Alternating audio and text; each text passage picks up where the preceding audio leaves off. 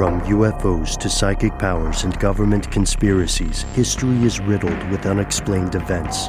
You can turn back now or learn the stuff they don't want you to know. A production of iHeartRadio.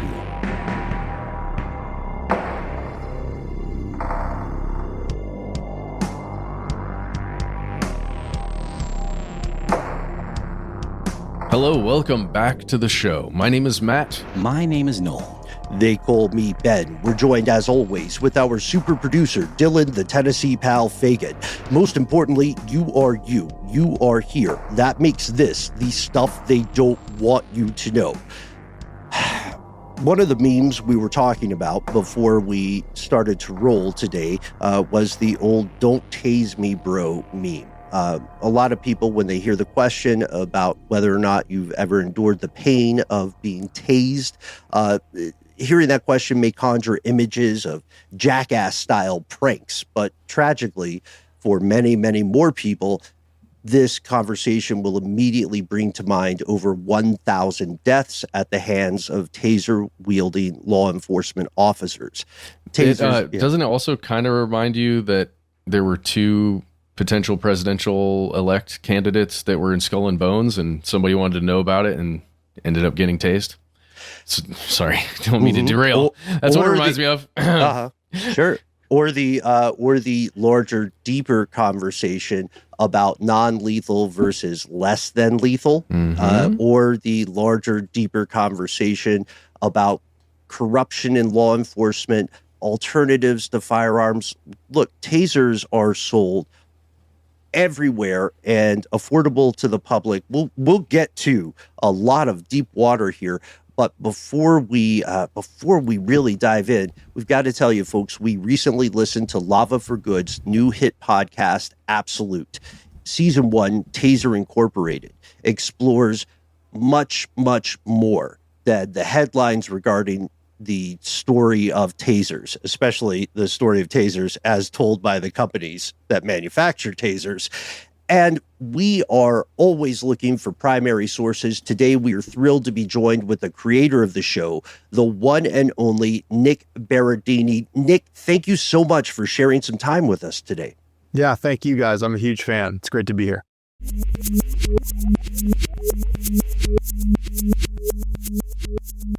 Well, you know, we've collectively spent a lot of time with your podcast, with other work you've done and writing you've done, and we are filled with questions for you, and it's tough to know really where to start. But I think maybe a good place would be, well, we want to know about you too, but I think this question will get to who you are too.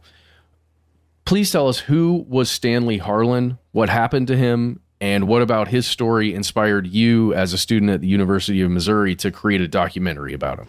Yeah, really take us back in time here, because this is your origin story. This is the part of what launched you into a decade-plus investigation. So if you could set the scene, you're a journalism student at University of Missouri, and you receive an assignment, right? Just given to you, and all they tell you at first is a man has died while in the custody of law enforcement.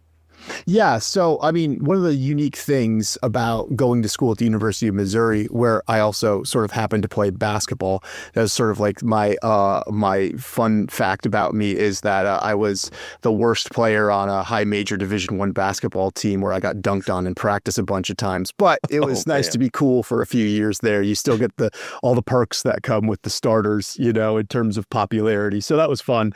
But I had spent most all my life thinking about wanting to work in basketball or sports to some degree, and had kind of this plan where I was going to go, you know, off to law school and be an agent, or I was going to work for some NBA team. I really grew up in sports. And when I went to Missouri, the best degree you could get was a journalism degree. And naturally, everybody who goes to the broadcast school, then the television news school, is interested in sports, right? They all want to be the next analyst for ESPN, et cetera, et cetera. And one of the unique things that happened to me and why the journalism school at Missouri is so great is that you actually have to work as a reporter for real local affiliates. If you're in the magazine school, you have to work for a real magazine. If you're in the newspaper, we have Columbia, Missouri has its own, city newspaper that's staffed by student reporters, and their editors are professors, basically. Well, that's true of the NBC affiliate as well. The local NBC affiliate is staffed by professors who are the news directors and news managers, but the reporters are students. And because I was playing basketball, had to basically push off a lot of my advanced level classes that conflicted, with my schedule until I was done playing basketball. So I got this like 5th year student experience where I was hanging out, basically doing nothing but partying and going to the newsroom, basically. And you dunked a few times. Time. In my best days, with enough of a running start, I could definitely dunk just a little bit, just enough in warm-ups to show off a little bit. That's all it takes. Yeah. But so I just was working one of these overnight shifts where you work the morning newscast, basically, and you're staffed to say, okay, you're the general assignment reporter. You may go cover, one freezing ass morning I was standing outside a salt depot because there was a fear that there would be a salt shortage, as the winter was coming, right? You just do kind of whatever the producers decide the show is going to need for that newscast. And breaking news is a huge part of that, of course, right? So I'm standing there in the newsroom, not sure what my assignment's going to be, sometime around, close to midnight, I want to say it was. And then the police scanner, right, goes off with reports about an incident in a town just sort of outside of Columbia, about 30 miles north. It's a smaller town called Moberly, about this young man who's been taken to the hospital, right, because there's been an incident where he suffered some sort of cardiac episode after being tasered by cops. And then not long after that scanner, we get a phone call from Stanley Harlan's mom direct to the newsroom, and she's screaming and crying, "The police killed my son. The police killed my son." And she's, as you can imagine, any parent just absolutely, completely losing her in a way that I'll never forget the rawness of that, that she was just screaming about how the cops killed her son. And so as the reporter, what you do, you hop in the car and you race out there, you go right out there. So I drove, 30 miles-ish north in the middle of the night out to this town and arrived on the scene and was being roped off, and, investigators, state police were on the scene because they were there to investigate. And the thing that just struck me right away was the family wasn't there. They had obviously gone to the hospital at that point to identify the body, do the things that come with, an in-custody death. But I was talking to neighbors who watched this scene play out right in front of Stanley's house. He had been followed by police home. They basically the police were trying to say it was a DUI stop. That was later sort of contested. But he is gotten out of his car, and Stanley, the tragedy of it is on the phone with his mom as he's getting pulled out of the car because he wants her to come outside to make sure nothing bad happens to him right in front of his house. And so the officer that tasers Stanley doesn't realize the officer who pulled him over has allowed him to do this, tries to take the phone out of his hand. Stanley pulls away, right, because he thinks he's allowed to be on the phone calling his mom. And very, very quickly after that, he puts his hands in the air and says, one of the sergeants or the commanding officer in the scene says, "Just taser him." And he puts his hands in the air and says, "Taser me? Why are you going to taser me?"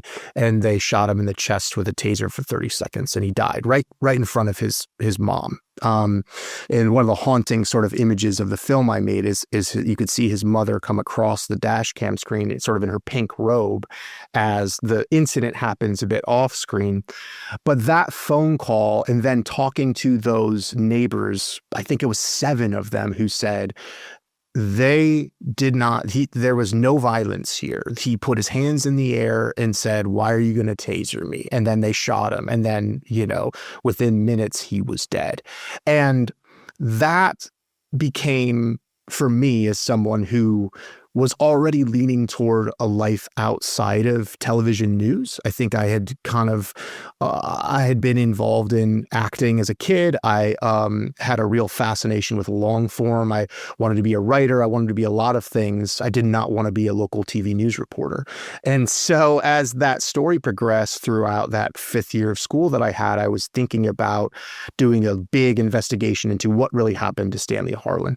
And that investigation production. We ended up doing several, pieces for the TV station over the course of the next, year that I was still in school.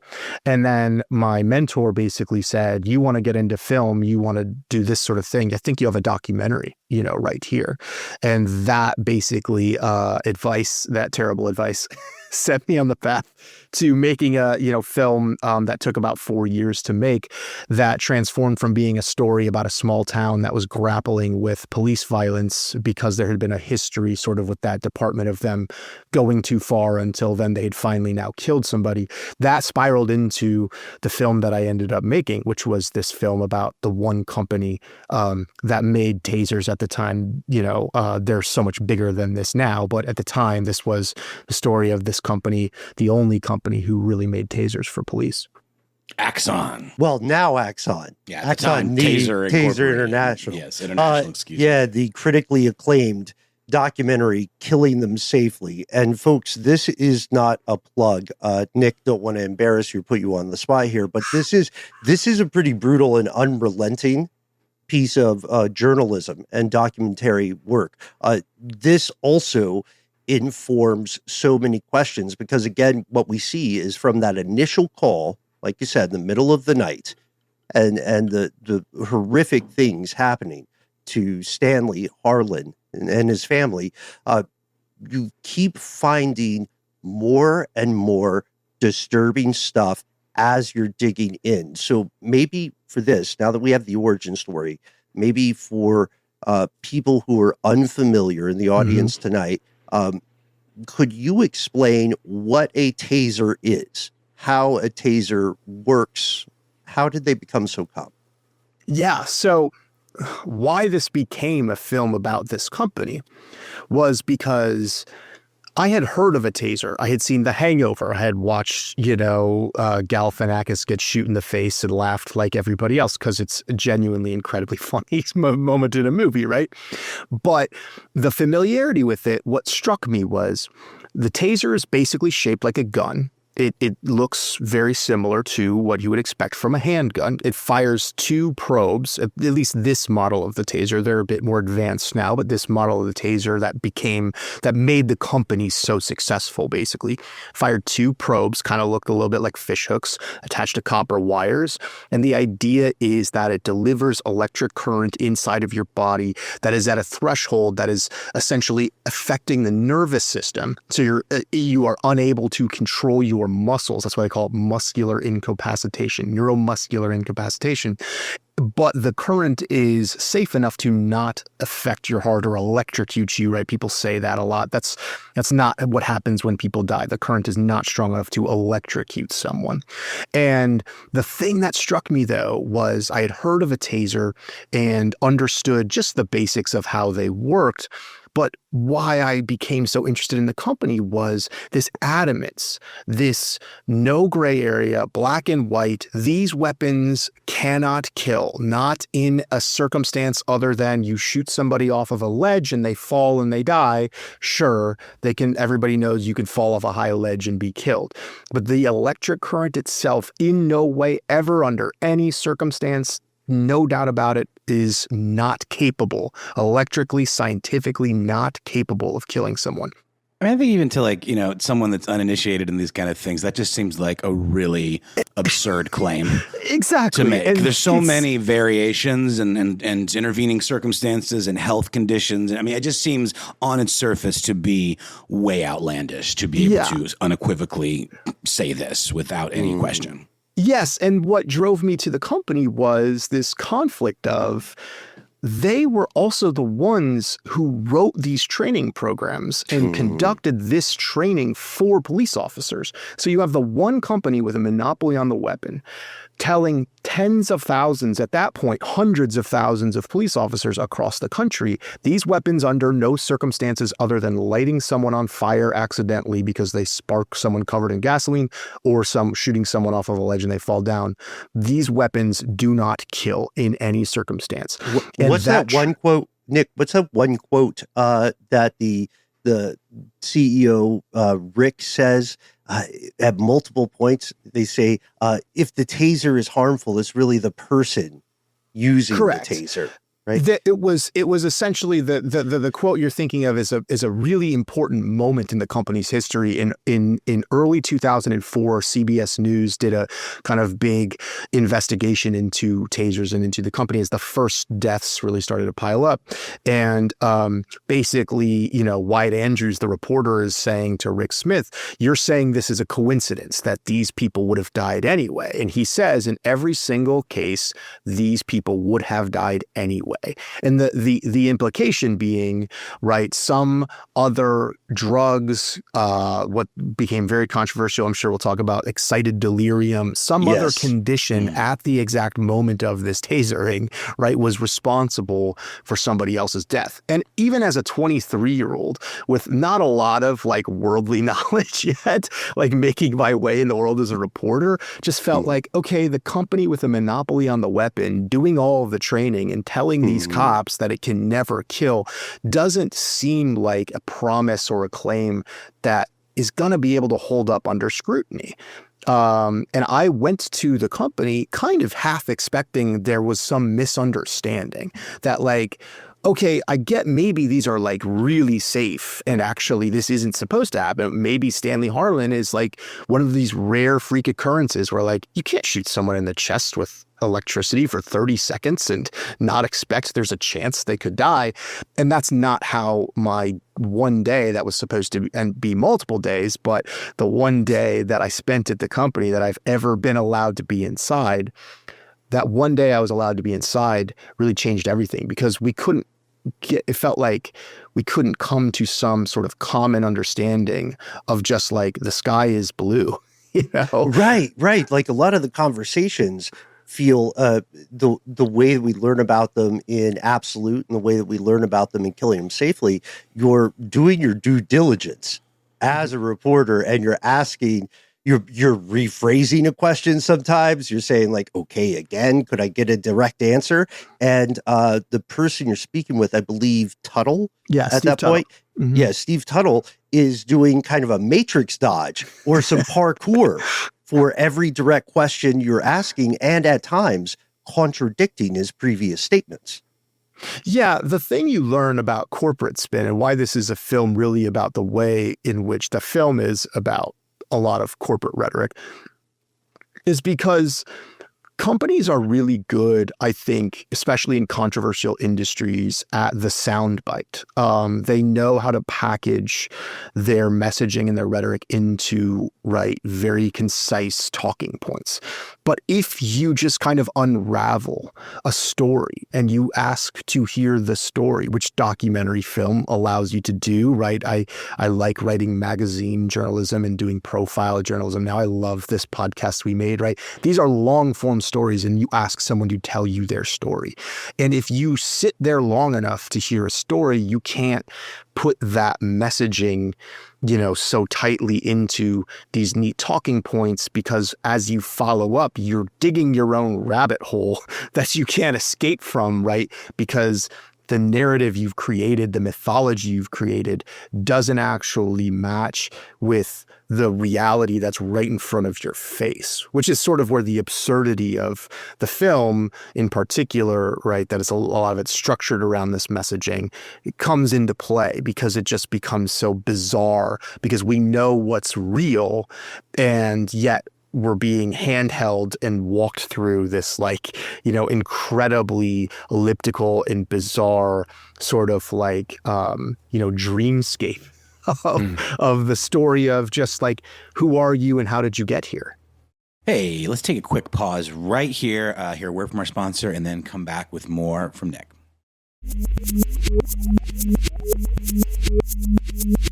And we're back. Let's jump right back into this conversation.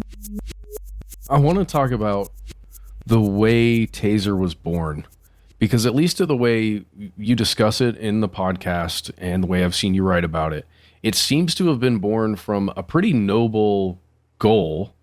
And then when that goal has to be changed and altered a little bit because of commerce, because of the needs of, building a company and paying off loans and all these things that just the capitalist system kind of does to everything and every idea that comes around to it. it has to change, and then there has to be a belief in it, like we're talking about, almost a supreme belief in the reality of it. A philosophical kind of shift a little bit, right? Because, I mean, initially, wasn't it meant to be a non-lethal form of self-defense, you know, to cut down on gun violence? Yeah, can you tell us a little bit about how it became a thing, like really why Taser International became a thing? Yeah, that's a great question.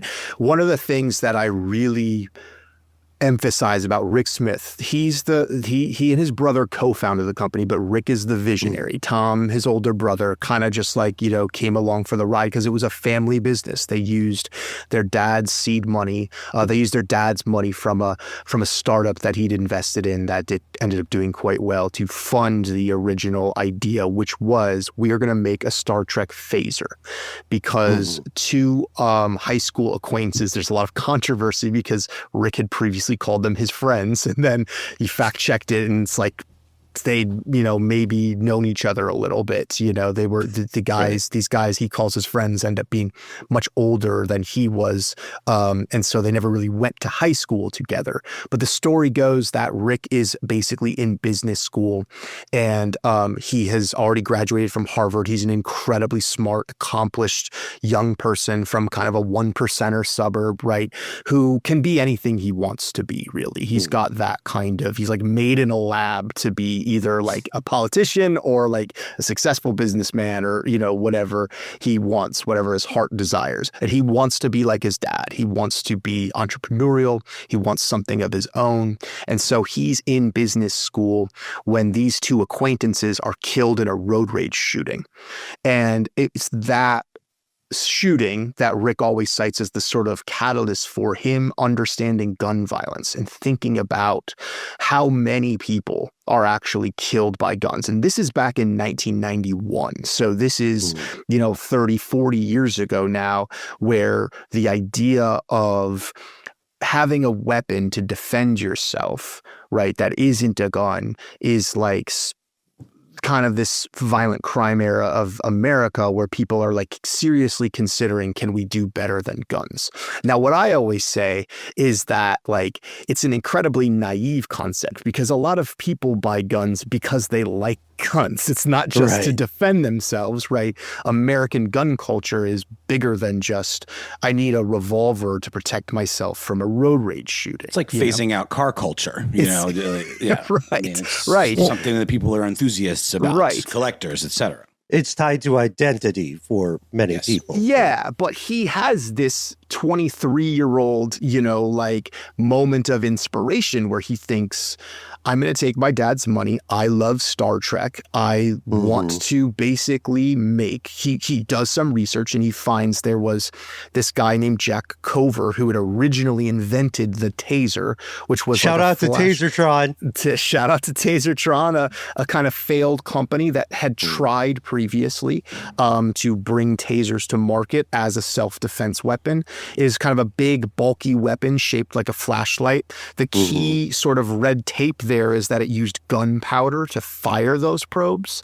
And so it was regulated like a firearm. And a lot of people, basically a lot of average citizens, needed to go through a similar process to buying a firearm if they wanted one. They were just too expensive and too clunky and too sort of ahead of its time to compete seriously in a self-defense market. But Rick has an idea to work with Cover, to license that technology from him to create a taser that uses compressed nitrogen to fire, thinking they'll avoid all the sort of ATF regulation that comes if they do that. And they're just like the two guys. It's like this great story about they're in Rick's, you know, parents' camper, and they're tweaking this thing, and this just like, you know, great entrepreneurial origin story. We're going to change the world in this, you know, desert camper that we're in together.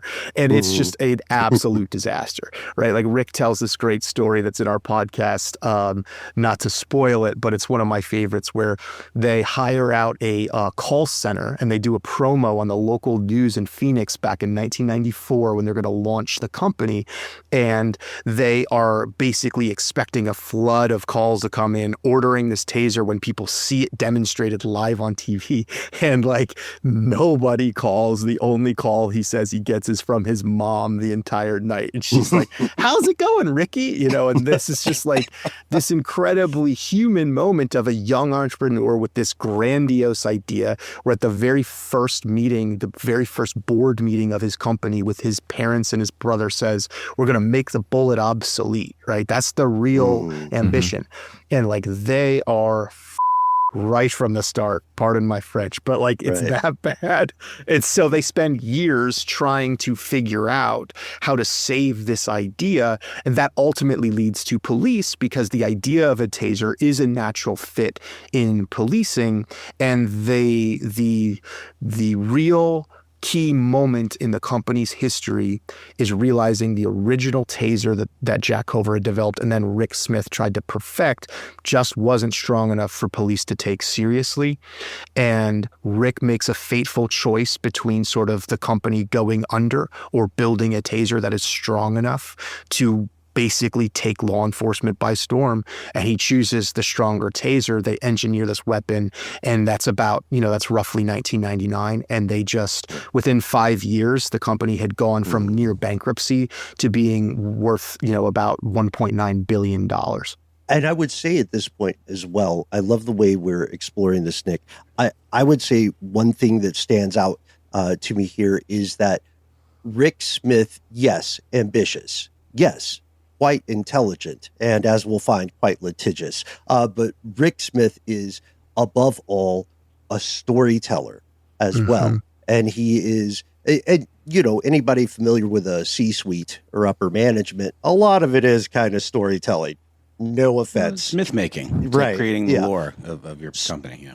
The storytelling here seems to be a shift, not just in goal, but a shift in narrative, right? What is the story I tell to law enforcement? Let me find a story that will be championed by police and LEOs alike. Well, I was going to say, too, I mean, before that kind of crossover moment that you're getting to, all the ad campaigns around these devices were like, for taking hiking, like the sport model with like with a included fanny pack, Exactly. I mean, this is all on their website. On the Axon, there's a timeline there, and it shows a lot of the ads, and it's kind of comical. They thought that their mom was going to be one of their best marketers because they imagined like Tupperware parties of like women telling stories about their each other for tasers. fun. No, right, because this is ultimately why I think techno-optimism can be really dangerous, is because you have a really bright person who's capable of a lot. Like I said, he could have been anything he wanted, but he doesn't have any of the context of violent crime when he jumps into this business. In his world, these two guys from the rich suburb that he's from are gunned down, and God, that should not happen in our gated community, essentially, right? And I'm sure, I have not looked at this specifically because I didn't want to make that much of a point of it, but there was probably a shooting in North Phoenix the same weekend that happens all the time to some disenfranchised community in some place that he has no connection to, and in his thinking is, and he's literally said, I was going to go to Arizona and scratch and claw and dig, and I thought there would be gold in those hills. And he's talked about the riches that should bestow a benevolent creator of a device like the taser, right? This is a money-making operation, is a business opportunity, but you're talking about public safety. You're talking about violence that impacts communities in ways he had no understanding of. And so, of course, they failed early on, because trying to just say, well, the reason we haven't solved gun violence is because governments are too corrupt and politicians are too stupid and nobody has really thought about this in my genius Harvard way yet. We'll just give everybody Captain Kirk's phaser and then nobody will shoot each other anymore. And it's like, it's a little more complicated than that, my man. You can't just, just decide one day to solve gun violence. Yeah, especially the police that are going to end up being your largest customers, and the politicians that are going to end up being some of your largest benefactors. if you're telling that story, you're kind of dunking on those guys. Yeah, you know what I mean? Yeah, it was 100%. It was the idea that technology, the theme of this story of 15 years of covering it, is that we have such an instinct to treat the entrepreneur, to treat the business person, to treat technology as the hero, right? The idea, for as much as we love science fiction as a culture and as many, iRobots and AI movies as we can come up with, we don't take seriously enough the repercussions that can come when you just basically do the Silicon Valley thing of move fast and break things. Like they moved fast and broke things, modeled after Silicon Valley innovation, and the they broke cannot be repaired. You're talking about people's lives. The AI stuff, it's rolled out with such a kind of lack of foresight that it's staggering. And this is a similar situation, if not the exact same. You're totally right. Well, let's talk about that business pivot from a self-defense mechanism to a police weapon, something that can be on the side of, in the vision there at Taser International of every police officer that walks the planet. That shift, and then the need to make it more powerful to take down, larger guys in order to just impress officers, like law enforcement officers, who can then watch a demonstration and then say, oh, wow, yeah, that would take down somebody for sure. It took down our biggest guy. That shift, and then the need to sell to more and more and more and more police departments because you're selling these individually, as packages to police departments. The need to do that, to make it more powerful, it feels like that is where maybe the actual problem arises because of the strength of the actual current that's going through there, but then also the concept that this is to be used to take down someone that a police officer is pursuing, right? Someone that a suspect that an officer believes needs to be taken down, that an officer would have used perhaps a sidearm like a 45 or a 9mm to incapacitate that person. Now I can shock them. How, in your exploration, how has the usage of a taser by police officers changed? Or did it change, or was it always the same, or just how are they used in the field? This is the most genius thing that they did. So they took the marketing and rhetoric of the original idea of an alternative to guns. And that is the public-facing city council pitch idea, right? Hey, this is going to reduce police shootings because what we have is an electric weapon that can stop somebody. They didn't say it was effective as a gun. It's not like they said that. But the idea would be you can prevent shootings now because we can control violent and dangerous people with this taser. But the marketing to police, the sort of way in which this weapon took off, there was no outside advertising to police. This was what they called the Master Instructor Program, where they basically hired off-duty cops who, in their capacity as law enforcement officers, would take the company-written training material, take the device, and Rick himself and some of the marketing people were brilliant at going on their own grassroots campaign. They would go department to department in the early days, and they would show these cops, they would walk in and say, bring us your toughest guy, bring us the stud, bring us whoever. And all the cops would watch as their friend, who was the badass, right, would just fall and scream. And I tried for years to find videos of anybody who could sit there and take it without, yelling and screaming as loud as they can. Right. And this grassroots marketing demonstration for cops directly was how cops believed the taser would be used, because the pitch was, this weapon runs the gamut of use of force. You no longer have to put your hands on people who don't want to sign the back of a speeding ticket for you because they're arguing with you. They're not being compliant. Just taser them, get them into handcuffs, and deal with it later. But it's like a Tupperware party. It's genuinely hilarious to watch all of these cops lose their as they're being, tasered in these controlled settings where everything is designed. Many of these demonstrative shocks were for less than a second. They would later call these human studies. They would later call these proof of the taser safety. But you're talking about cops who were basically shocked for a second or less, many of them.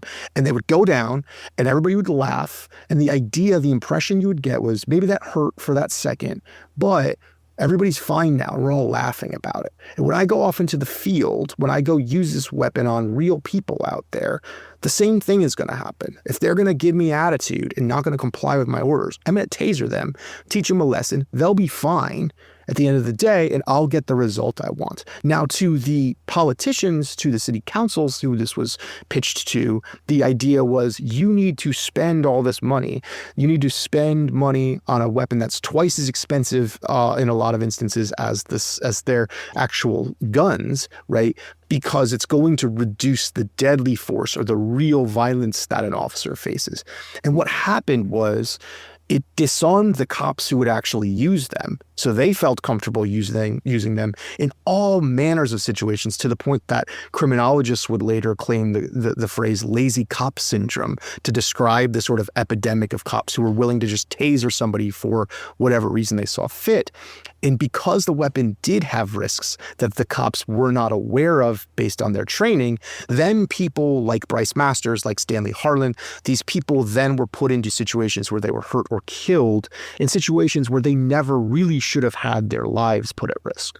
Yeah, I mean, I've been seeing, I think this is a positive thing, a real uptick in these lazy cop kind of videos circulating, on streaming sites, on, TikTok, on Instagram and stuff. Folks taking cops to task with their dash cams and kind of refusing to comply and things like that. And I think for refusing to comply in a positive way, where cops are overstepping, what they're supposed to be able to do, and how quickly that taser comes out is staggering as a threat, as a way of forcing compliance in situations where they're already overstepping. I also want to add, maybe this is obvious to everybody, but I did not think about this until this conversation, but you can get tasers on Amazon. Like tons of like rhinestone bedazzled ones. Not that that's neither here nor there necessarily for the cop discussion, but maybe, could you maybe respond to a little bit about these lazy cop videos that are kind of making the rounds, and I'm just seeing more and more of, and getting more and more kind of freaked out about the quickness with which they reach for the taser? Well, yeah, there's a real difference between the civilian taser and the cop taser. That's important to note, because civilian tasers, the whole point was that they actually didn't work that well. And that's why, if you're trying to kind of think about defense weaponry, like they never really took off that much with civilians because the marketing didn't click. And also in practicality, they're not necessarily the best weapons for like if you're truly being attacked, in a situation. And that was true of police too. The weapons are most effective in these static situations of non-compliance. If you're in a real fight and you're a cop and you pull your taser out, especially these older models where there was a one-shot deal and you miss, you're in big trouble, right? Like that's where things do escalate. And one of the most fascinating things that happened in the long two-decade long story of the taser is that the company eventually did sort of very surreptitiously reduce the charge of the newer models of tasers, which started leading to more police shootings because cops were pulling tasers in situations where there was a fight and the taser wouldn't work. And then that would escalate to an actual shooting. And that's why they're not necessarily great civilian self-defense weapons. When you're in a fight, you want to know you're going to win, right? And that's why like some people are more comfortable just taking their chances with mace and running away than, trying to fire a taser and miss. But the lazy cop syndrome thing is directly tied to the fact that the weapons are most effective, and get the results you want, the lower the level of use of force. If I'm arguing with you guys and you guys are pulling me over and I'm just, kind of not wanting to, like do what you say or whatever it is, you taser me, I'm like standing still usually. But if you pull me out of the car and I'm ready to fight and I'm coming at you and you try to taser me and you miss, the next thought in a cop's mind is, this guy can get my gun. And if we're in a situation where this guy can get my gun, that is dangerous for cops. And so it became just the way they were used, because the emphasis in training was about, don't put your hands on people anymore. Don't do the verbal judo skills that you've learned. Don't waste your time. Taser these guys. Now that's evolved quite a bit in 20 years because we saw departments have to change their policies when bad started to happen. That's the sad thing, is that bad things had to happen in order for the weapons to be given the weight and the seriousness of which they're capable of. And before we move on, let's take a word from our sponsor, and we'll be right back.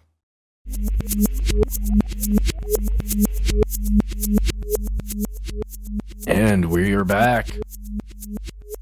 Let's go back to the hypothetical situation you just set up here, Nick. You're pulled over by three. I don't think we would be very great cops, guys, but you're pulled over by the three of us. Let me slide. Yeah, we're for some reason in the same car. This sounds like a scenario or a safety study that Taser International, as it was being called back then, would not have approved. One of the astonishing things we see over and over again is that the stories that Taser tells already, right? They're telling a couple of different stories to a couple of different audiences, but they're also kind of telling stories to any governmental agency that would have conducted some sort of review, or at least like a 4:30 p.m. on a Friday check-in. So can you tell us a little bit more about why there were not real reviews by governmental agencies, or how this company managed to conduct its own test, its own quote unquote studies on its own products? What happened there? It's really one of the fascinating things to me about the way that especially our American system works, because we do want to encourage, we want capital, we want business to take risks. We want them to feel like the market doesn't have so many barriers to entry, whether that's regulatory or whether that's competition, that you can go, pursue a bold idea.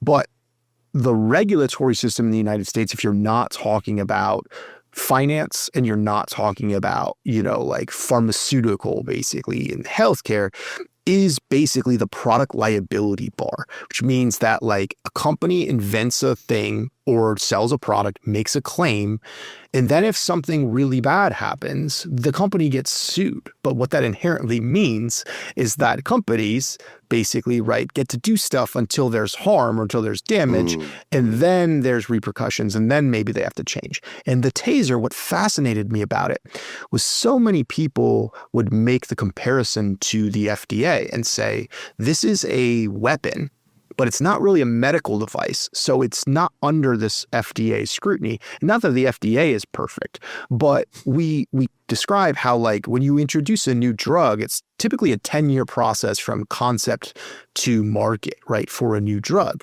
With the Taser, what they did was they faced this choice. Rick Smith's dad is going to lose all his money if he doesn't figure out a working taser.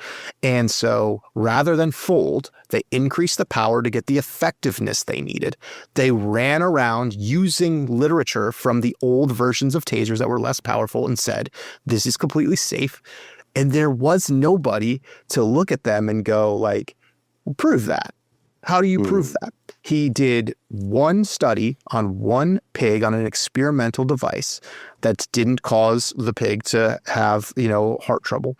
They did a study on 5 dogs on the production model of the more powerful Taser that were all 5 seconds or less, 152 shocks for 5 seconds or less.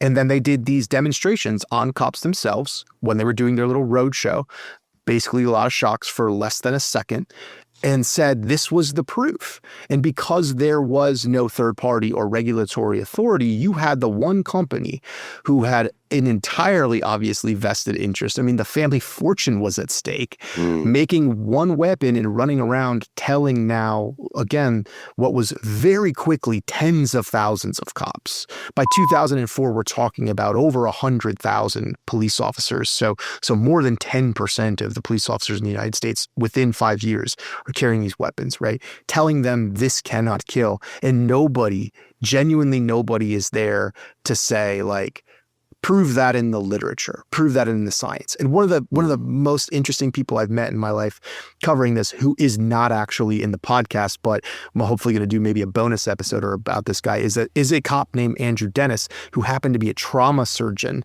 for the area departments when SWAT had needed somebody, because somebody got shot or something. He's a Cook County, Chicago trauma surgeon, and he was sitting in his taser training, and he was like, "This seems like bullshit. Frankly, the science doesn't seem good." You can spook somebody to death if they have a heart condition. You say boo scarily enough, and I mean, truly, it's mind blowing to me. Also, this rhetoric. No offense to people in the audience tonight who are not surgeons, but or trauma surgeons. But spoiler alert, they're a little more up to date on medical information. So it makes sense that this guy would be sitting there and increasingly feel like he is getting bilked, or his colleagues are getting kind of swindled. Into a false narrative. He's able to see the because they present a lot of the literature in the training, and they show that, they have this thick stack they would call the research compendium, which was hundreds of pages of, at a certain point, then thousands of pages that just looks like a great prop because it looks like it's all of this proof that the weapon is safe. And they show some of the slides and some of the science of how they came to this weapon. And he's like, nah, that doesn't seem right. Yeah. And he did his own studies, and he was one of the very first to do his own independent research. He got money at a lab in Chicago to do some research to show, no, this electric current can affect, a human heart. But that was years after. By the time he's doing those studies, this is the most popular weapon in police by a long shot. It's not even close. And so to unwind the understanding for police that actually there is some risk, it was so entrenched in their minds at that degree that I'm sure we'll talk about him, but Matt Masters is a Kansas City police officer who is so convinced the taser cannot affect the heart that when his 17-year-old son is tasered and has a cardiac arrest, and the surgeon at that hospital tells him the taser caused the cardiac arrest, this is in 2014, he still doesn't believe the surgeon who's telling him that, because his training has been so effective that weapon cannot do what it actually did to his kid. Yeah. His son was tased for a long time. And to me, that length of time, like you're saying, Nick, is really the issue. How long do you hold down that trigger after those nodes have gone into somebody, right? Especially somebody who's just being non-compliant, or someone who is just standing there when you hit them. Mm-hmm. And folks, we're going to pause here for a moment. This interview segment ended up being a two-parter. There's so much more we want to get to. In the meantime, you can tell that Nick Berardini has indeed spent more than a decade and a half investigating this story. We can't wait for you to hear Absolute Season 1, Taser International, and we can't wait to hear your thoughts about it. So please contact us. You can find us on email. You can call us on a telephone. You can find us on the internet. Correct. You can find us at the handle Conspiracy Stuff, where we exist on Facebook with our Facebook group. Here's Where It Gets Crazy, on X, FKA Twitter, and on YouTube with video content galore for you to just dive right into. On Instagram and TikTok, however, we're Conspiracy Stuff Show. If you want to give us a call, our number is 1-833-STDWYTK. When you call in, it's a voicemail system. You've got 3 minutes. Give yourself a cool nickname and let us know if we can use your name and message on the air at some point within the message.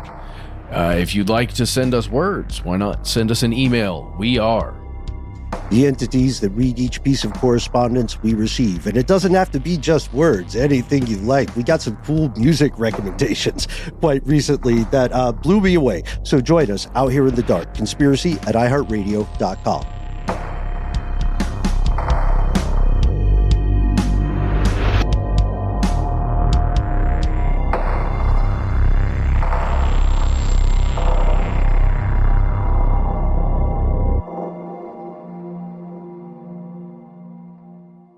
Stuff They Don't Want You to Know is a production of iHeartRadio. For more podcasts from iHeartRadio, visit the iHeartRadio app, Apple Podcasts, or wherever you listen to your favorite shows.